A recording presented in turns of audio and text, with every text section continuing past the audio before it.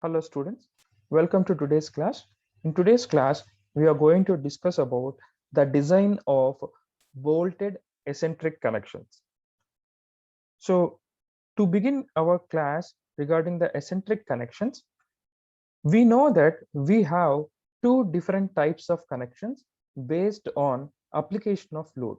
So the one is the concentric connection and the second one is the eccentric connections. So what is concentric connection? Concentric connection is a connection when the line of application of load passes through the center of gravity of the section. That is called as a concentric section. So the concentric section is a section when the line of load passes through the center of gravity of a section. Whereas the eccentric section or eccentric connection is a connection when the line of action of load doesn't pass through the center of gravity of the section. This you can clearly observe in this figure. So what is this figure says is, here the line of action of load is not passing through the center of gravity of a section. So such kind of connection is called as an eccentric connection.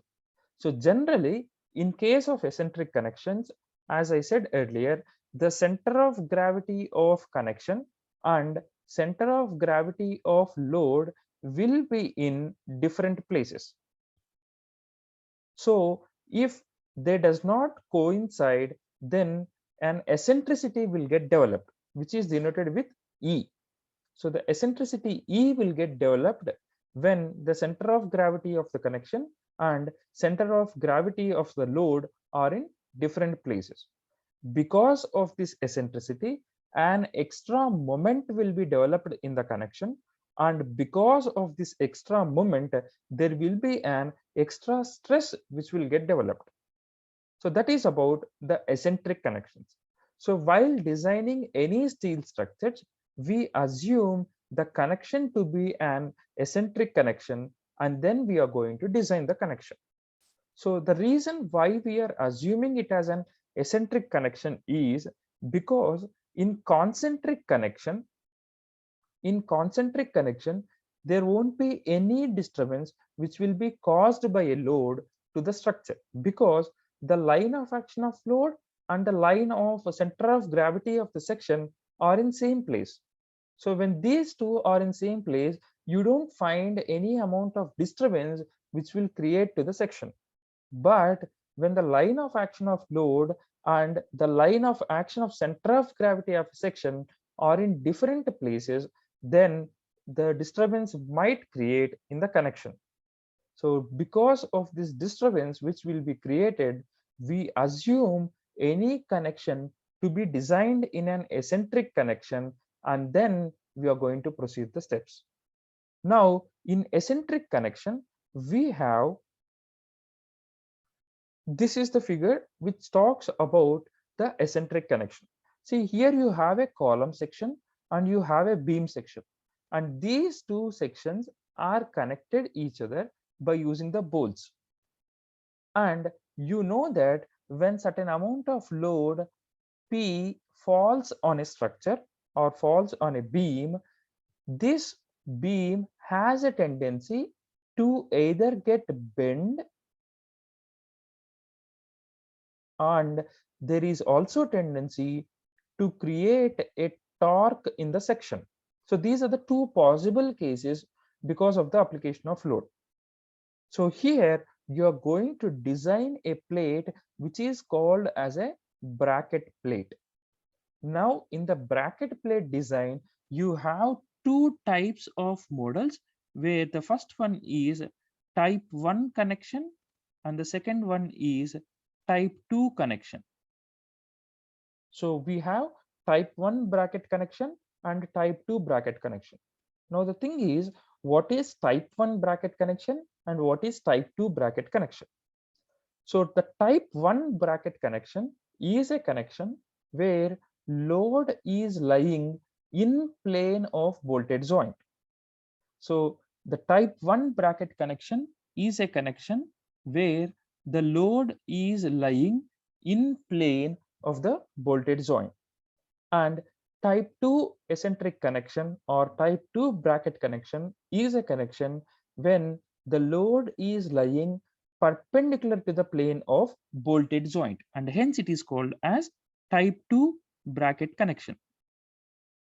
So the type 1 bracket connection talks about when the load is lying in plane of the bolted joint, and type 2 connection talks about when the load is lying perpendicular to the plane of bolted joint. Now let's look at the figures and then understand what is type 1 and type 2. Now here the first figure talks about the type 1 connection. Now if you check down here, this is the type 1 connection. So this figure talks about you have a column section,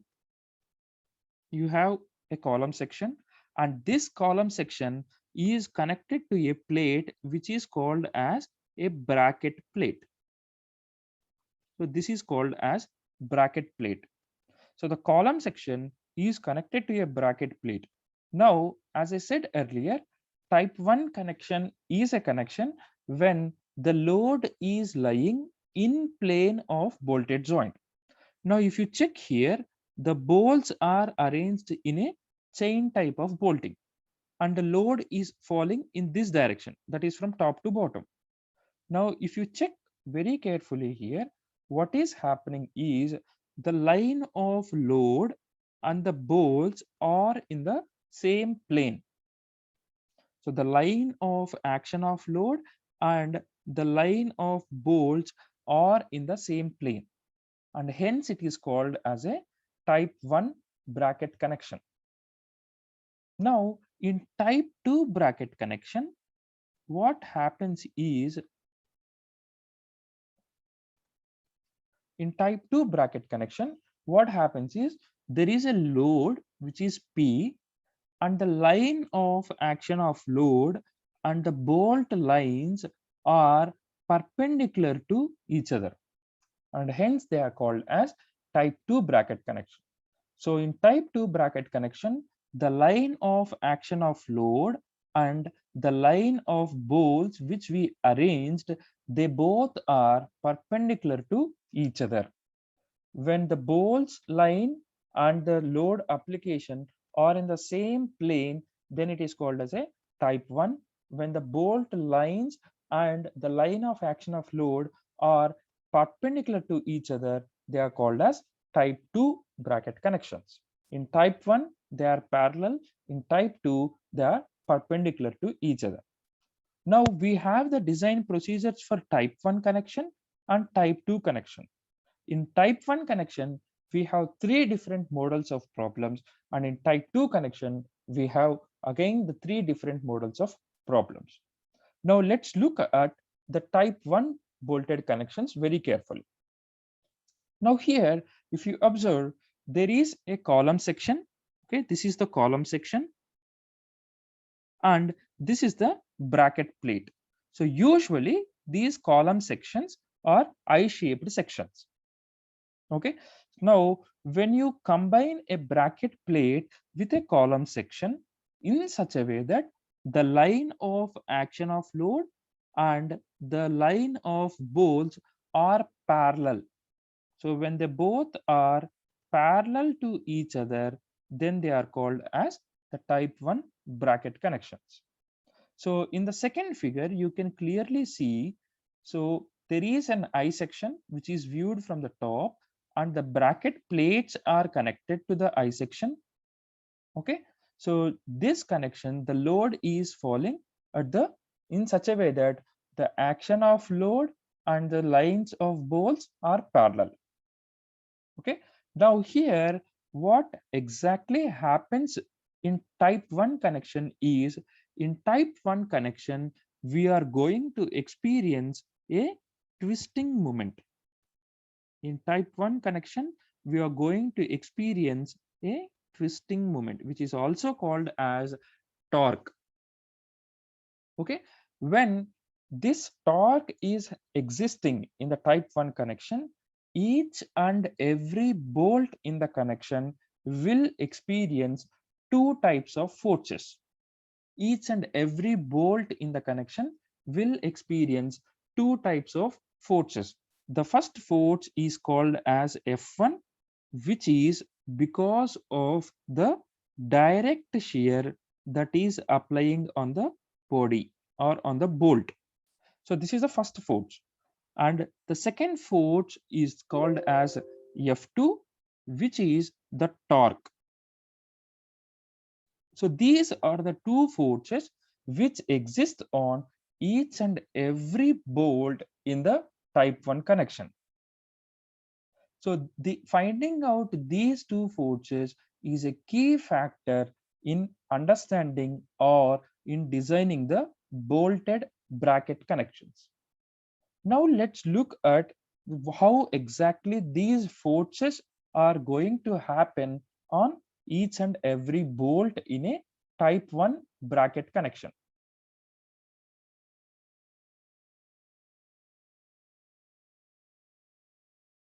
So now, as I said earlier, there are two types of forces which will be acting on a bolted plate.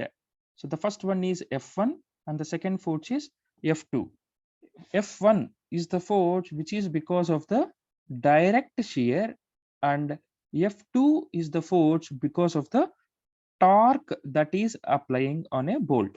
So these are the two forces which will apply on any bolt in the type 1 connection. Now let's look at how these forces acts on the bolts. Now here you can see the figure, that is you have 8 number of bolts in the entire connection.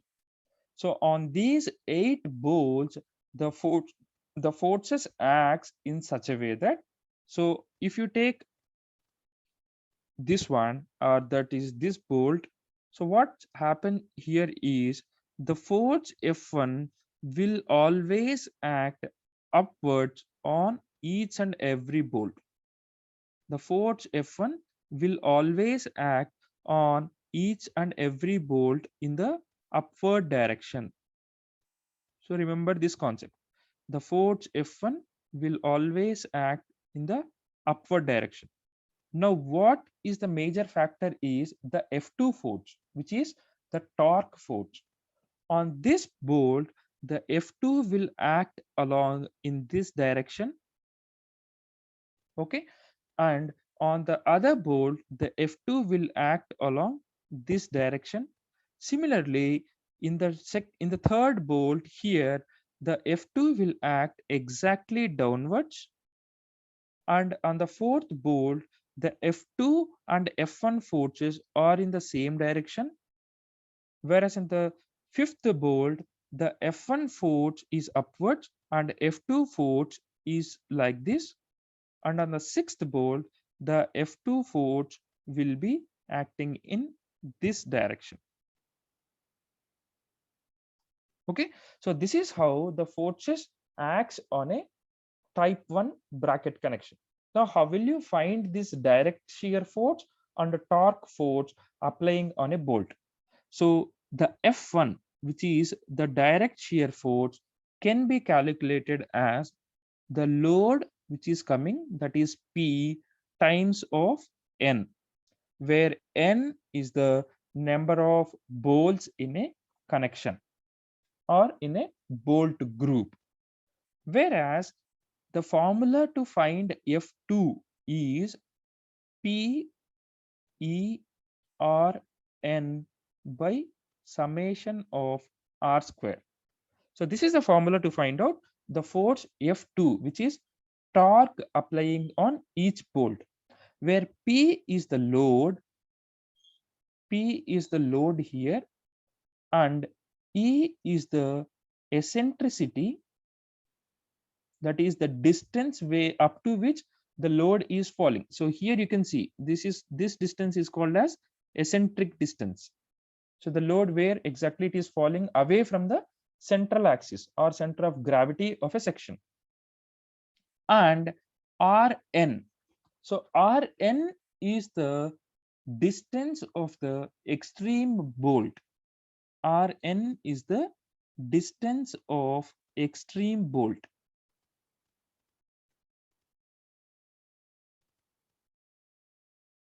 distance of extreme bolt. Now, if you want to find out Rn for this connection, Rn will be from center of the section to the last bolt, whichever is there in the connection, that distance is called as Rn. So this is Rn and this is also Rn and this is also Rn. So the from center of the plate to the largest or the bolt which is away from or the longest distance is called as Rn. Rn is the extreme distance of the last bolt or the distance of extreme bolt. And summation of R square or R is the radial distance. R is the radial distance. So now let's look at a problem how to solve the type 1 bracket connections.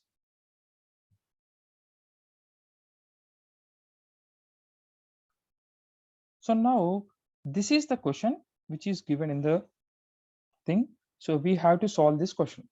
So this model talks about the type 1 eccentric or bracket connection. So in this model, in this type of connections, we have three different models of problems. As I said earlier, this is the first model problem. So in the first model problem, what they give in the question is they'll ask you to find the load that is P, which is coming onto a structure or onto a bracket plate along with the column, and when zigzag bolting is provided. So remember, when zigzag bolting is provided and if you are asked to find out to determine the load, then this is the procedure has to be followed different. So let's look at the question. So in the question, what they have said is a bracket plate which is bolted to a vertical column. Okay, this is the bracket plate and this is bolted to a vertical column as shown in the figure. And if M20 bolts of grade 4.6 are used, determine the load or determine the maximum load which can be carried safely. And the thickness of bracket plate is given as 20 mm. So check down here. So this is the bracket plate.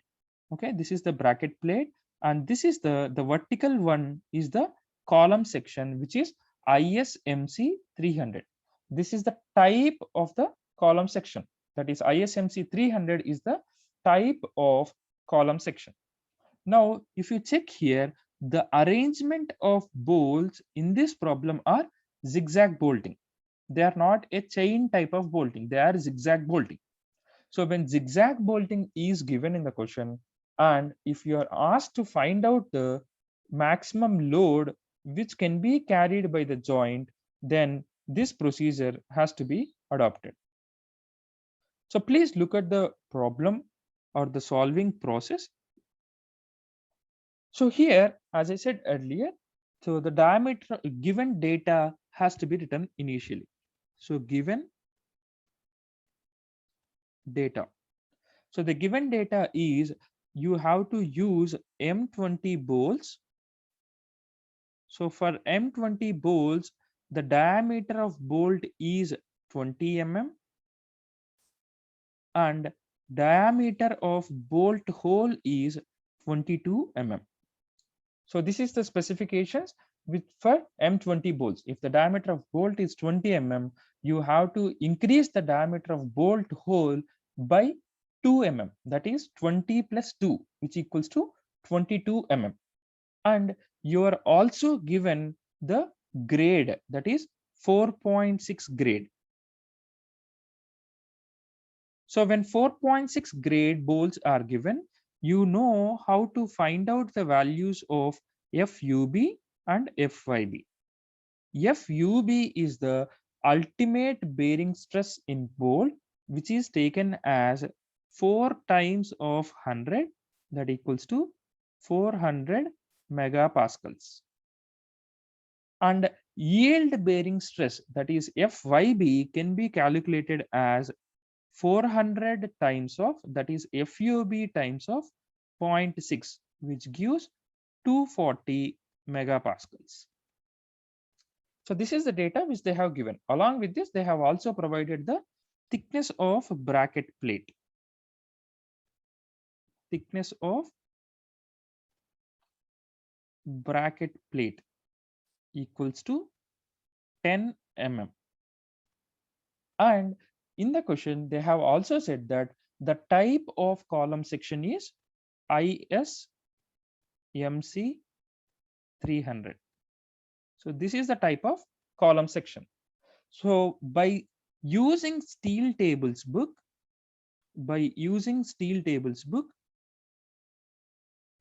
the sectional properties, the sectional properties of ISMC 300 are, so please try to open the steel tables book and identify what are the sectional properties that are available for ISMC 300. So these are the sectional properties of ISMC 300. That is, area for ISMC 300 is 4564 mm square, and the height of the ISMC 300 section is 300 mm, and width of flange BF represents the width of flange is 90 mm, and TF represents the thickness of flange, which is 13.6 mm, and TW represents thickness of web, that is 7.6 mm. So these are the sectional properties of ISMC 300.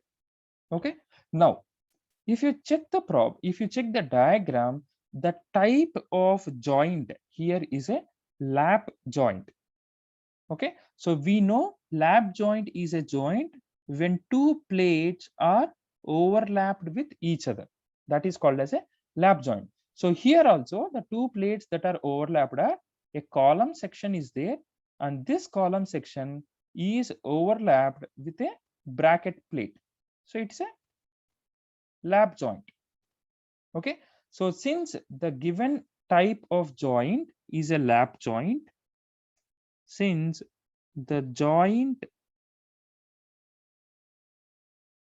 type is lap joint, so we know in lap joints the bolts are in single shear. So the bolts are in single shear. So this is the basics of bolted connections. If it is a lap joint, the bolts must be in a single shear. So when the bolts are in single shear, we know how to solve for the values of strength of bolt in shear and strength of bolt in bearing. Okay. So now let's solve the strength in shear.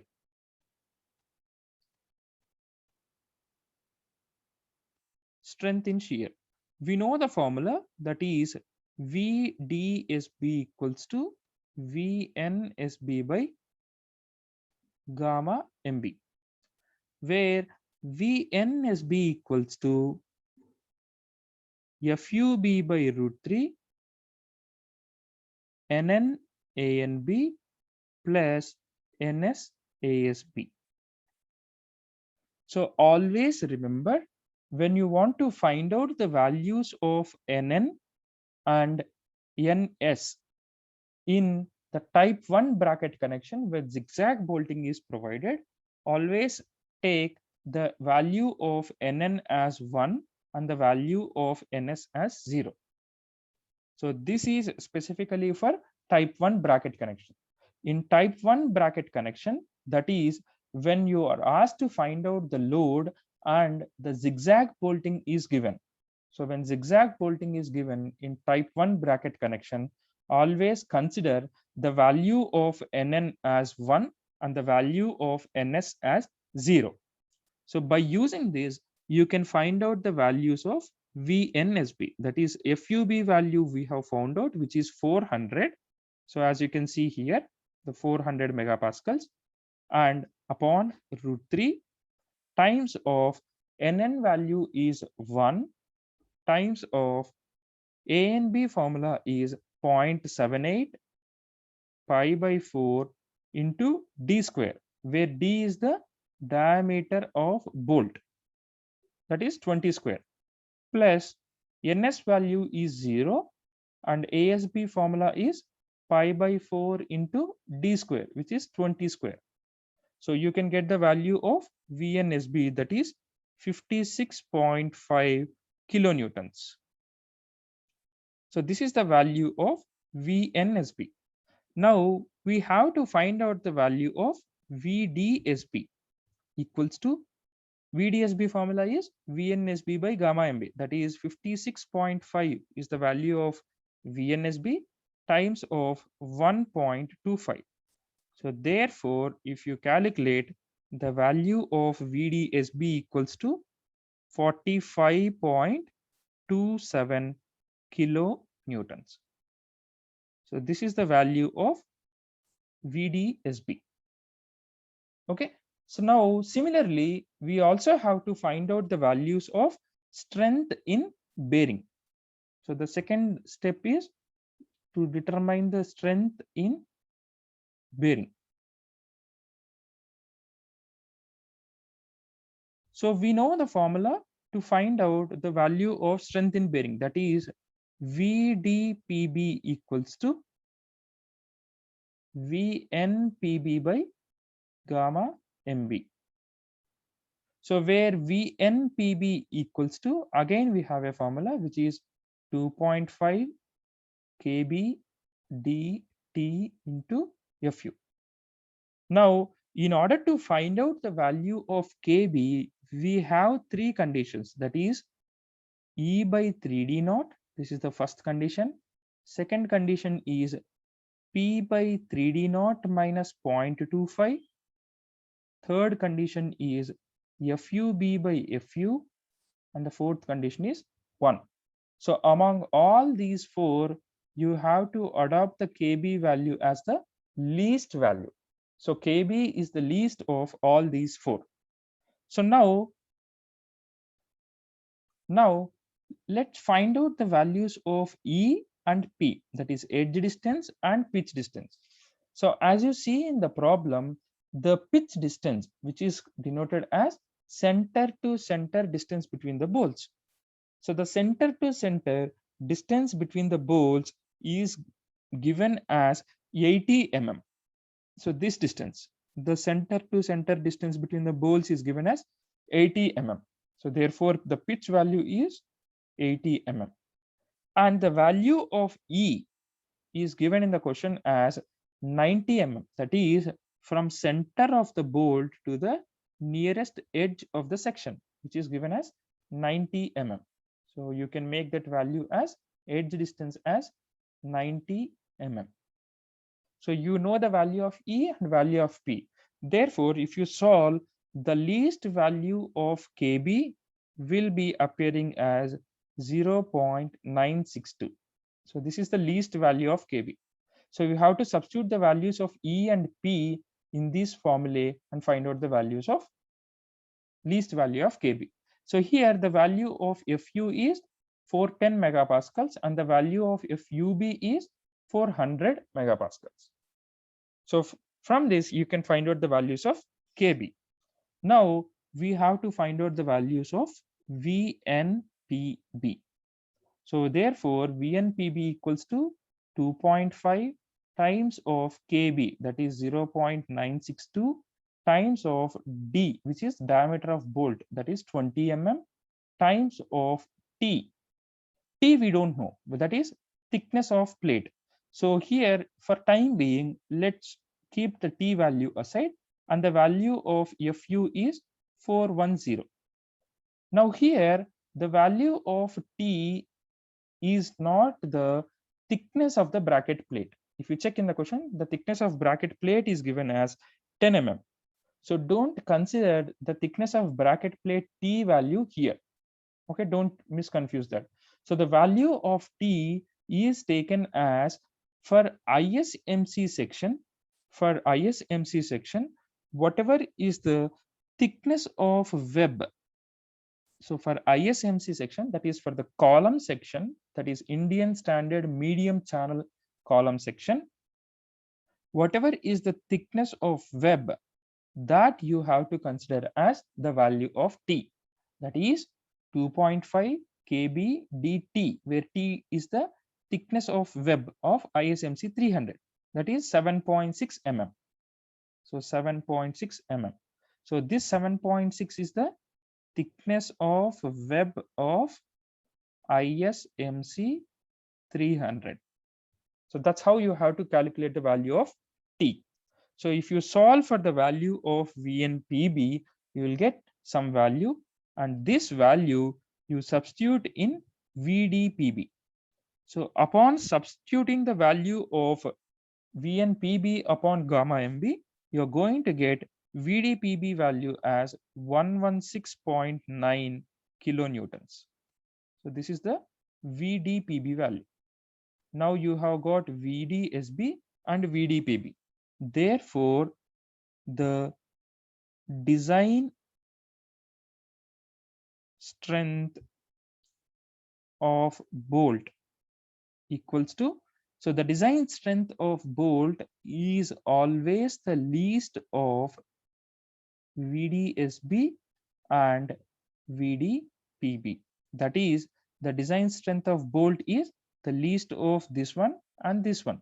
So therefore, the least value is VDSB, that is 45.27 kilonewtons. This is the design strength of bolt. So make this as equation 1. So make this as equation 1. So far what we have did is we have found out the strength of bolt in shear, and we have found out the strength of bolt in bearing. Now let's find out the values of direct shear force and torque shear force. We know the direct shear force formula is direct shear force. So the direct shear force is denoted with F1, as we discussed in the last slide. So the F1 equals to load upon number of bolts, where N is the number of bolts. So what is the load that is coming onto the member? So as you see here, there is no load that is given in the question. You have to find out the load. That is what they have asked. Determine the maximum load. So since the load value we don't know, keep the value of load as P, and F1 equals to P by N, where N is the number of bolts in the connection. So the number of bolts in the connection are 1, 2, 3, 4, and 5. So there are totally 5 bolts that are available in the connection. That is P by 5. If you calculate, then it will become 0.2 times of P. Right? Now, here you have to find out the value of F2. So the formula for F2, that is force due to torque, or the torque force. The torque force formula is F2 equals to PERN by summation of R square. PERN by summation of R square. So this is what the torque force.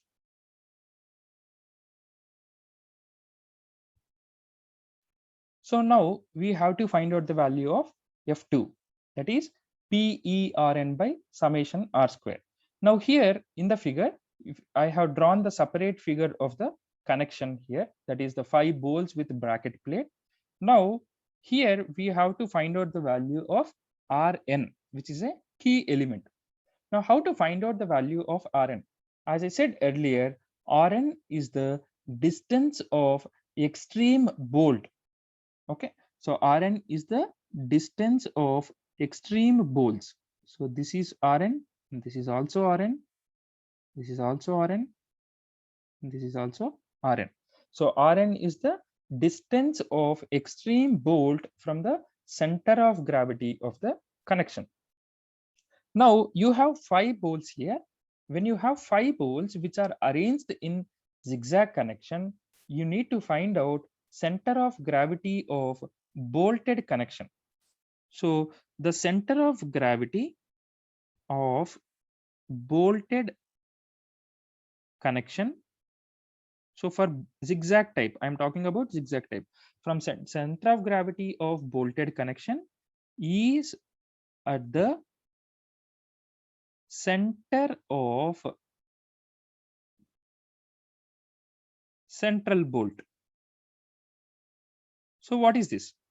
So I'm telling the center of gravity of bolted connection is at the center of central bolt. That is, so I'm telling the center of gravity lies at the center of the central bolt. So the central bolt is this one. So where exactly the center of gravity lies? At the center of the central bolt. So that is what this point says. So when zigzag bolting is given in this way, then the center of gravity lies at the center of the central bolt. Now you have to find out the value of R for the 4 bolts, that is the extreme bolts, and you also have to find out the value of R, which is the radial distance for the central bolt as well. So the value of R for 4 extreme bolts, for 4 extreme bolts. So what are the extreme bolts? 1, 2, 3, and 4. These are the 4 extreme bolts. For 4 extreme bolts, the value of Rn equals to, how will you find out this Rn value? So this value can be found out by 60 square plus 80 square.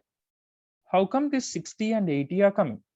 So if you check down very carefully here, so 60 is this distance and 80 is the pitch distance. So I'll draw the thing once again here. So as you see, so this is the distance of 60. That is what they have said in the diagram. And the 80 is this distance. 80 is this distance. So again, this distance is 60 and the central distance and pitch distance is 80. So that is how you can find out the value of R, that is the radial distance. So the radial distance can be calculated as 60 square plus 80 square. Okay, so you will get the value of Rn for 4 extreme bolts as 100 mm. Now similarly, we have to find out the value of Rn for central bolt, that is for this bolt. For central bolt, the value of Rn is actually 0. You don't have any radial distance for the central bolt. So if you want to measure the distance from center of the bolt to the center of the same bolt, then you don't have any distance. The value of distance, that is R value, will be 0. You don't find any Rn value for the central bolt because you cannot measure the central distance of the central bolt, because if you want to measure, the distance is not there, it is 0. So that's the reason why for central bolt the value of Rn is 0. Okay, now in the question they have also given you the eccentricity value. So the eccentricity is denoted with small e, which is 250 mm. So the load is falling from the center of the axis to the point where the load application is happening is at a distance of 250 mm. So therefore the eccentricity value is 250 mm. Now you can find out the value of F2. So F2 equals to P value we don't know, which is load, into eccentricity value is 250 times of Rn, where Rn value is the extreme radial distance of bolt, that is 100, upon summation of R square. Okay, what is R? The radial distance. The radial distance value is 100 mm. So how many number of bolts are there at the extreme corners? 1, 2, 3, and 4. So 4 bolts are there. What is the radial distance from center of the bolt to all the corner bolts? The value is 100. That is what this is. So summation of R square, that is 4 into 100 square. So if you calculate, then you are going to get the value as 0.625 625P. So I'll tell once again how to calculate the values of Rn and F2. So Rn, we have to find out, that is Rn is the distance of extreme bolt from center. So from center, the distance of extreme bolts, that is called as Rn. So for 4 bolts, that is the 4 corner bolts, the Rn value can be found out as, so the 60 square, that is this distance upon this distance. So if you want to draw carefully here, I can show you this one. So this is, consider this as bolt 1 and this as bolt 2. So for 4 bolts, if you want to find out the value of Rn, so you can draw a simple triangle. So this distance we know, which is 60, and this height you know, which is 80. So if you want to find out the hypotenuse, then you can make it as 60 square plus 80 square. So that's how you can find out the value of Rn. So this Rn value will be common for all the 4 extreme bolts. So here you have one extreme bolt, and here you have one extreme bolt. Here also you have one extreme bolt. So this Rn value is same for all the bolts.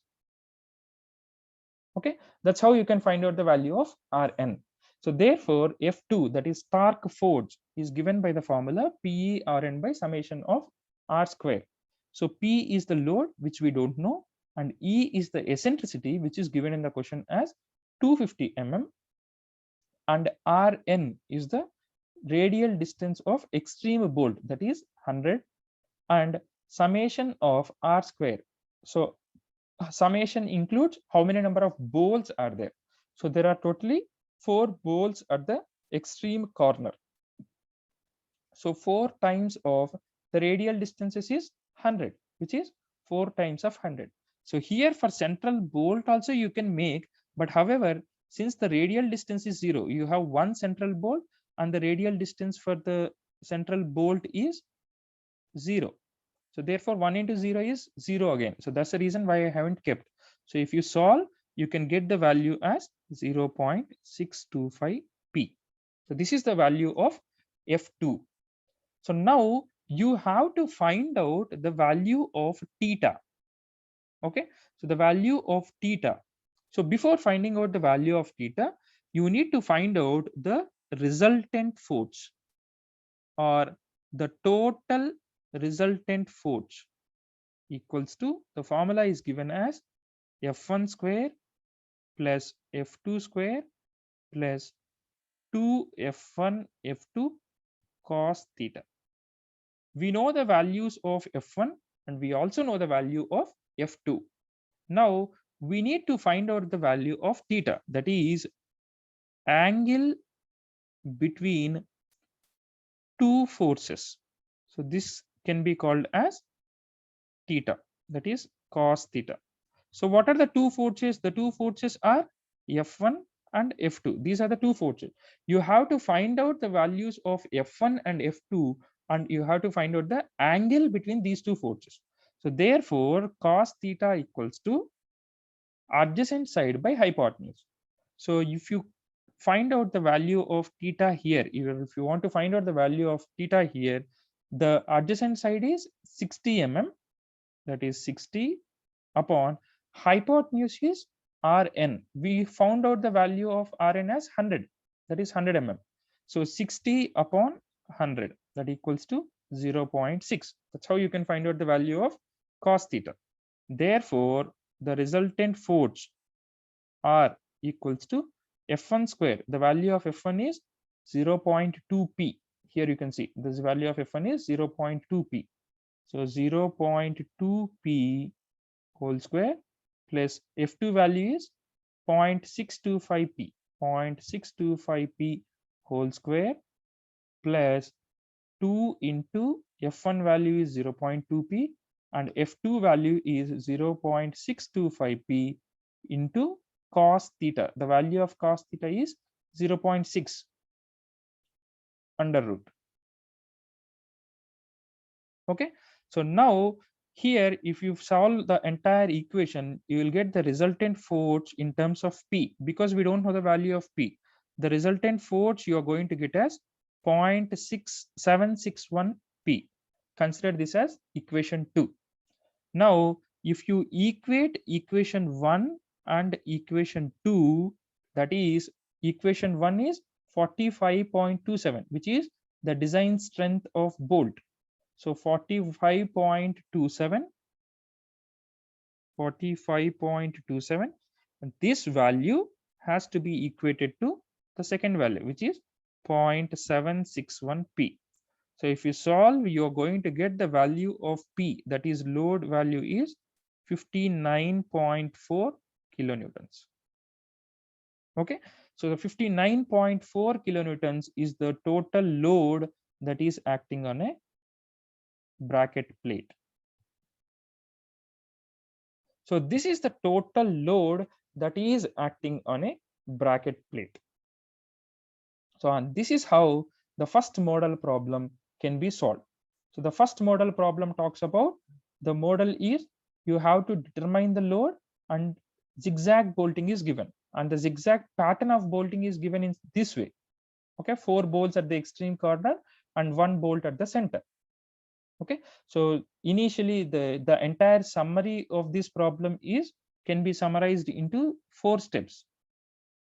The summary of the problem is initially you have to find out the value of VDSB, then VDPB, then you have to find out the F1 forces, F2 forces, and the resultant force.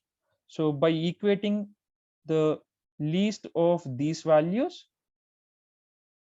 to the resultant force, that is, if you consider this as equation 1 and the resultant force as equation 2, if you equate these two, then you are going to end up with the value of P, which you want to find out. So this is the entire summary of this problem. In the next class, we'll talk about the second model problem, where if chain type of bolting is given, how to find out the loading pattern, or how to find out how much amount of load is coming onto the member. Thank you.